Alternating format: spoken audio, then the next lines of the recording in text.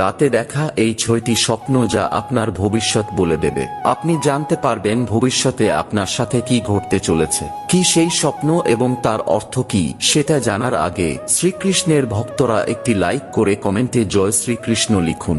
Number 1, যদি আপনি স্বপ্নে নিজেকে নদীতে স্নান করতে দেখেন তাহলে বুঝবেন আপনি আপনার কাজে খুব শীঘ্রই সফলতা পেতে চলেছেন। নাম্বার 2, আপনি যদি জলে সাঁতার কাটার স্বপ্ন দেখেন তাহলে এটি আর্থিক লাভের সূচক বলে মনে করা হয়। 3, স্বপ্নে যদি কোনো শিশুকে প্রফুল্লভাবে হাসতে দেখেন তাহলে বুঝবেন আপনি হঠাৎ কোনো অর্থ বা লটারি পেতে চলেছেন। 4, নিজেকে লাল চন্দন পরা দেখলে তা পেট সংক্রান্ত কোনো রোগের লক্ষণ হতে পারে। 5, স্বপ্নে চুল পড়া বা নখ কাটা দেখলে কোনো জটিল রোগের আগাম সূচনা হতে পারে। এবং 6, যদি কোনো ব্যক্তি স্বপ্নে গোবর দেখতে পান তাহলে স্বপ্ন বিজ্ঞান অনুযায়ী তা ভবিষ্যতে বড় ধরনের কোনো ধন সম্পদ পাওয়ার